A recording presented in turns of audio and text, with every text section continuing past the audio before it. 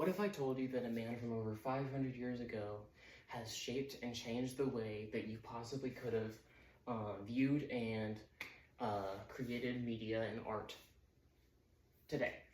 His name was Pieter Bruegel the Elder. He was born in the Netherlands from 1525 to 1530, and his main contributions to the world were his criticism of man, criticism of religion, through the use of figurative imagery. I think this is really important to understand his life and his contributions and his legacy, because it can kind of be seen as the baseline for all of satire. And yeah, I think that's really important. I'm very much a fan of Pieter Bruegel the Elder. I read about him, I write about him, I watch videos about him, I make presentations about him. His art invades like literally every part of my life. For example, I collect cards. These are like really rare cards, and I want to protect them with this sleeve, right? This plastic sleeve. Well, I've bought a plastic painting of Pieter Bruegel the Elder to cover that sleeve. And because I'm crazy, I have a plastic sleeve for the plastic sleeve, because I do not want to scratch the art.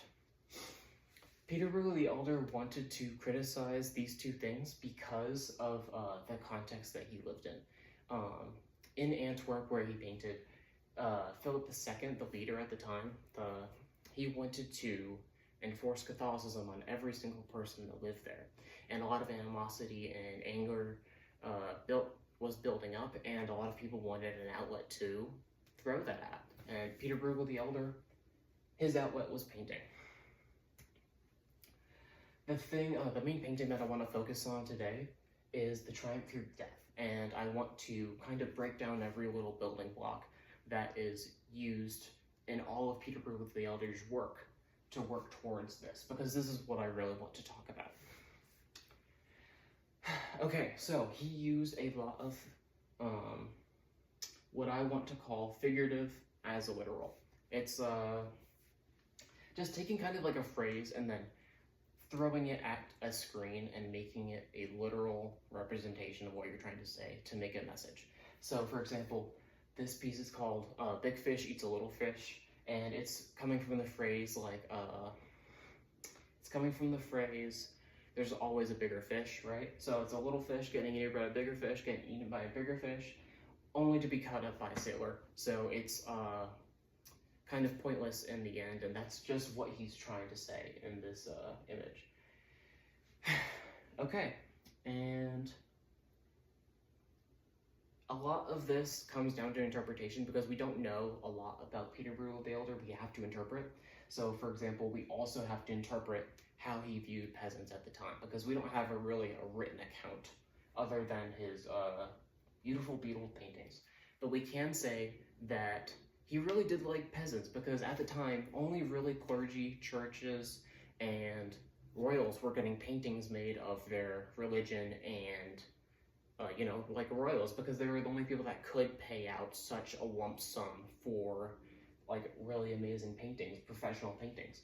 Pieter Bruegel the Elder said through his paintings that these people are worth kind of just representing, and I don't think you would be you'd be the subject of a lot of art today if it wasn't for Pieter Bruegel the Elder just doing this for free, charging nothing at all. I think we would be a lot more religious society if Pieter Bruegel the Elder didn't want to try his hardest to represent people the best that he could, to represent people in their he was very inspired by humanism, and he wanted to kind of separate morality from the church, and this is kind of how he did that. If he was to criticize man, though, it was through figurative into literal. So this painting is called Netherlandish Proverbs, and like in its phrase, it's a bunch of Netherlandish proverbs, kind of like a cat got your tongue, and he would throw all of them onto the air. You could look at this for hours and like pick apart every little phrase, but all of them just kind of roughly translate into the folly of man, someone building themselves too high. Okay, his second thing that he wanted to criticize was religion, And one of the only paintings that he has of like religious imagery is the Tower of Babel, and that's a Christian story of the folly of man, someone bringing themselves too high, trying to make themselves as God. Specifically, people surmise that this king right here, this king Nimrod, at the time in the story, was the person that wanted to erect the towers, and people think that this is a substitute for Philip II, because he wanted to kind of just shove Catholicism on everyone, much like he's trying to kind of build himself up in that way. If he was to, Pieter Bruegel the Elder, if he was to represent any other paintings, any other religious symbols, it would be pagan, and because he just wanted to be anti-Catholicism as much as he could. So this is a Boreal shrine, and that was just really popular at the time. Okay, we get to finally talk about the Triumph of Death. I think this is just kind of the culmination of everything that we've talked about so far, the criticism of man, the criticism of religion, and that's because the moral of this painting is that death comes to us all, and that's through skeletons, which is not supposed to be literal. The skeletons are supposed to be characterized as death. They're culling everyone. No one is safe. And yeah, thank you for your time.